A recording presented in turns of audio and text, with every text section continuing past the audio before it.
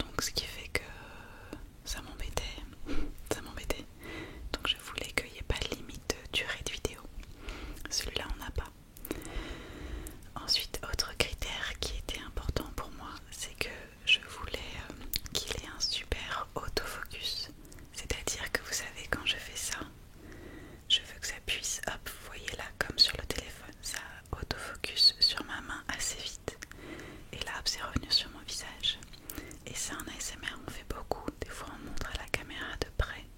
Et je voulais pouvoir le faire, que ce soit assez performant avec l'appareil photo. En troisième critère, même maintenant à peu près tous les appareils photo l'ont, c'est la 4K. Je voulais absolument que ce soit voilà, augmenter la qualité vidéo, donc que ce soit de la 4K. Un autre critère qui a joué, c'est que je voulais qu'il soit silencieux.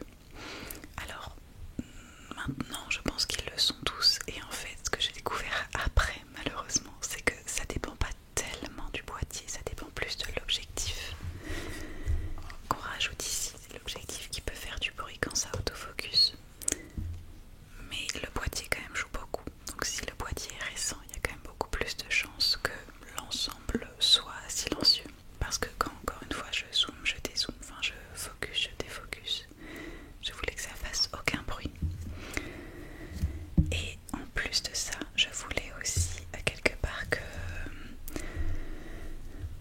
ce qui joue, c'est que je voulais qu'il soit déjà validé par d'autres artistes ASMR. Pour mes micros par exemple, je regarde beaucoup d'autres vidéos ASMR et je regarde parce que les autres artistes utilisent. Par exemple, je sais que mes micros Rode ASMR Baker il les a aussi, donc forcément c'est un gage de qualité on va dire. Et je sais qu'il y avait aussi ASMR Whispering ASMR, je sais jamais comment elle s'appelle. Elle en avait aussi parlé dans une vidéo, ASMR Pro Tips. Et donc forcément c'est des critères. Et celui-là, cet appareil photo là, c'est Altean qui en avait fait une vidéo. Donc il y avait vraiment tout qui était réuni sur cet appareil photo. Et le fait qu'Altean en plus l'utilise, je me suis dit bon bah si une artiste ASMR l'utilise, c'est qu'il doit être top. Et puis après il y avait plein de petits critères assez techniques qui montraient que par rapport à un autre appareil photo, il était un petit peu au-dessus. Enfin voilà. Après c'est un peu la technique du détail qui moi, en vrai je suis même pas sûre que ça joue beaucoup. Mais voilà, quand je voyais objectivement des comparaisons dans des vidéos qui comparaient les différents appareil photo, je sais que c'était celui qui était un peu dans le top niveau qualité, donc ça a joué forcément. Donc voilà.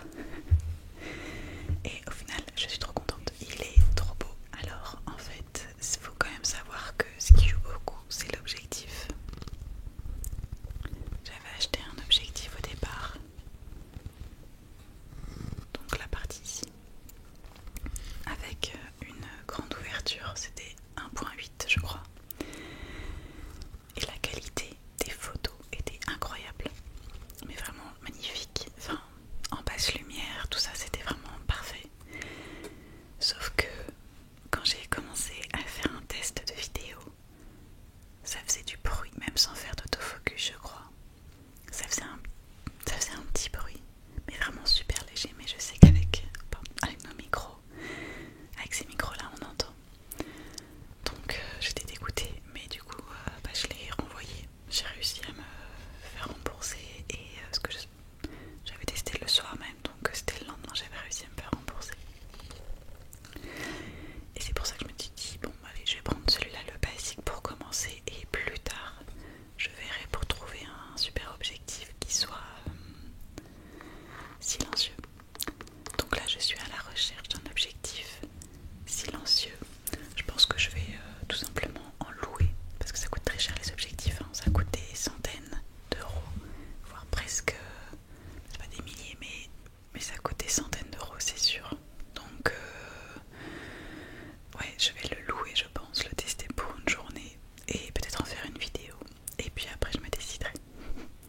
Donc voilà sur toutes mes raisons en fait de ce choix là. Et je crois que j'ai pas forcément plus à dire. Je pense qu'on va passer tout de suite au test. C'est parti.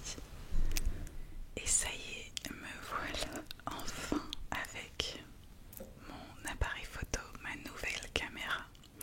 Je suis trop contente. Je sais pas là qu'est-ce que ça rend. C'est la première fois que je me filme moi. Comme je vous disais juste avant, j'avais fait une vidéo, mais en fait c'était je filmais